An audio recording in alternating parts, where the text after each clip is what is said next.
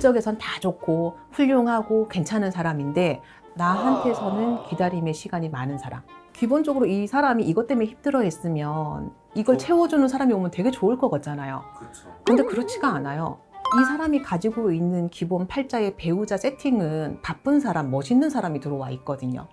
그러니까 이런 사람한테만 눈이 가는 거고 외롭기 때문에 힘들어 하기는 하는데 이걸 채워줄 수 있는 가정적인 사람이 들어올 때는 그게 내 사람이 아닌 거예요.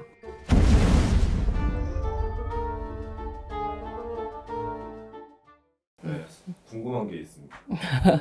네. 저번 편에서도 네네. 얘기하셨다시피 햇님 달님처럼 저희 집에 가끔씩 그 애기 씨가 그 별명을 지어주시는 분들이 가끔씩 계세요. 햇님 언니, 달빛 아저씨. 근데 그분들은 보통 보면 오래 가시는 분들이더라고요. 별명이 나오는 경우는. 별명을 지어주시는 분들 있고 부부 관계인데 둘이 만나면 안 되는데 왜 만났지? 어떻게 만나고 있지? 하는 있어요. 그런 사람들은 어떻게 뭐가 있을까요? 근데 그게 해석의 차이는 조금 있지 않을까요?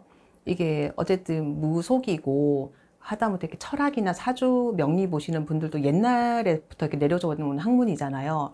네, 그렇다 보니까 그 시대에서 전해져 오는 시각에서 사고의 전환인 거잖아요. 근데 분명히 시대는 변했고 상황은 변했기 때문에 그 시대에서 해석하던 그 방식을 그대로 해석을 해서는 저는 안 된다고 생각을 하거든요. 근데 흔히 말하는 남편 복이 없는 팔자, 뭐 아니면 결혼을 2번, 3번 해야 되는 팔자. 그러니까 바꿔서 뭐 남자분도 결혼을 2번, 3번 해야 되고 뭐 어떻게 해야 되고 뭐 이렇게 말씀을 듣는 분들 있잖아요. 그래서 너는 결혼 늦게 해야 돼. 이렇게 얘기를 하시는 분들이 있는데 근데 저는 그런 분들을 뭐라고 얘기를 하냐면 조금 바꿔서 얘기를 해요. 그러니까 남편이 필요 없고 아내가 필요 없는 분들은 대부분 그러니까 상대 배우자들이 상대 여친 남친들이 되게 바빠요. 친구를 만나던 사람을 만나는 게 우선 첫 번째가 바쁘고 자기 일이 되게 중요한 사람이고 네, 밖에 외적인 자기의 보여지는 커리어나 외적인 그 인프라가 되게 중요한 사람들이거든요. 그래서 할 거를 다 하고 나서 집에 들어오는 사람들이에요. 그럼 바꿔서 얘기를 하면은 지 하고 싶은 거 할 거 다 한 다음에 시간이 날 때 나한테 오는 사람이겠죠. 그러면 이 사람을 기다리는 입장에서는 얼마나 외롭고 슬프겠어요. 그쵸. 안 올 수도 있고. 언제 올지도 모르고 이 사람한테 내가 별로 중요한 것 같지도 않고 이 사람은 나한테 우선순위가 없는 것 같고 왜냐하면 일이고 뭐고 나랑 있다가도 밖에서 일 들어오면 전부 다 뛰쳐나가고 하다못해 회식을 한다 하더라도 전부 다 택시 태우고 보내고 나서야 자기가 오는 사람들이거든요.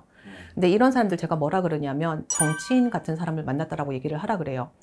외적에선 다 좋고 훌륭하고 괜찮은 사람인데 나한테서는 기다림의 시간이 많은 사람. 사람이 나쁜 사람은 아니잖아요. 그쵸. 근데 또 이런 사람들 특징이 뭐냐면요. 되게 외로워해. 그래서 가정적이고 나를 쳐다봐주는 사람을 만나기를 원해요. 그래서 바쁜 사람 말고 되게 가정적인 사람. 땡돌이? 요즘에 땡돌이라고 표현하죠. 끝나고 나면 바로 나한테 오는 사람. 그 다음에 삼식이? 네. 끝나고 나면 나랑 같이 밥 먹는 사람. 여가 시간 나랑 같이 보내는 사람. 또 이런 사람이 들어오면 이 사람은 어떨까요? 좋을 수도 있고 나쁠 수도 있고. 근데 기본적으로 이 사람이 이것 때문에 힘들어 했으면 이걸 채워주는 사람이 오면 되게 좋을 것 같잖아요. 그쵸. 근데 그렇지가 않아요. 이 사람이 가지고 있는 기본 팔자의 배우자 세팅은 바쁜 사람, 멋있는 사람이 들어와 있거든요. 그러니까 이런 사람한테만 눈이 가는 거고 외롭기 때문에 힘들어 하기는 하는데 이걸 채워줄 수 있는 가정적인 사람이 들어올 때는 그게 내 사람이 아닌 거예요. 그래서 이런 사람들은 주말 부부, 월말 부부, 아니면은 뭐 기러기, 하다못해 주야간, 아니면 출장이 너무 많은 사람, 이런 사람이 배우자로 들어와야 되는 거예요. 남친, 여친으로 들어와야지 오래오래 행복하게 큰 트러블 없이 살 수가 있거든요. 그래서 내 팔자에 들어와 있는 배우자가 어떤 성향인지를 잘 알아야 돼요. 이거는 이 사람하고 나와의 궁합을 봐야 되는 것도 있지만 사람이 있다면 예, 궁합을 봐야 되는 것도 있지만 내 팔자에는 기본적으로 어떤 사람이 들어와 있는지 기본 세팅은 있거든요.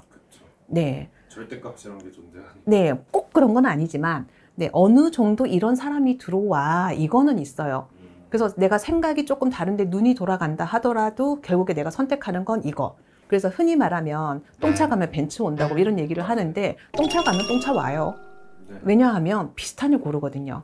그래서 우리가 만났던 사람들 한번 생각을 해보면 그놈이 그놈이고 이 사람이 이 사람이에요. 내가 선택하는 사람, 보는 사람은 값이 이렇게 좀 정해져 있거든요. 취향이 한결같은 사람들도 있죠. 그래서 이런 사람들은 이게 뭐 남편 복이 없다, 뭐 여자 복이 없다, 처복이 없다 이렇게 보는 게 아니라 바꿔서 얘기하면 남편이 없고 남친이 없고 여친이 없고 뭐 이렇게 배우자가 없어도 혼자서 가장의 역할 아니면 아내의 역할 자리를 둘 다 멀티를 할 수 있는 사람들이에요. 네, 역할을 다 할 수 있는 사람들이기 때문에 이 사람들이 없어도 이 자리가 가능하거든요. 근데 이게 과연 복이 없다라고 봐야 될까요? 그 사람의 팔자라고 생각해요.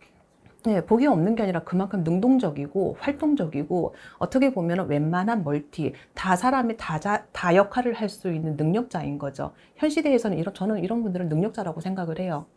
그래서 바꿔서 남편 복이 없어가 아니라 남편이 이런 사람이고 너는 이런 역할이기 때문에 이해를 해야 되고 다시 이런 사람들이 그렇다고 해서 바쁜 사람이 지붕 아래에 들어오면 이 사람들이 행복하냐? 그렇지는 않거든요. 그래서 역할을 좀 잘 이해를 하시면 남편 뭐 복이 있니 없니가 아니라 아 내가 역할이 조금 그릇이 큰 사람이구나, 역할을 두 개 해야 되는 사람이구나 이렇게 생각을 좀 바꿔서 보셨으면 좋겠어요. 제가 하고 싶은 말이었어요. 맨날 울고 오시는 분들 너무 많아요. 어디 가서 남편 복이 없다 그러고 아내 복이 없다 그러고 결혼 2번 해야 된다 그러고 막 그래서. 네, 근데 요즘에는 2번, 3번이 큰 흠은 아니고요. 네, 저는 생각을 좀 바꿨으면 좋겠습니다. 네, 선생님 감사합니다.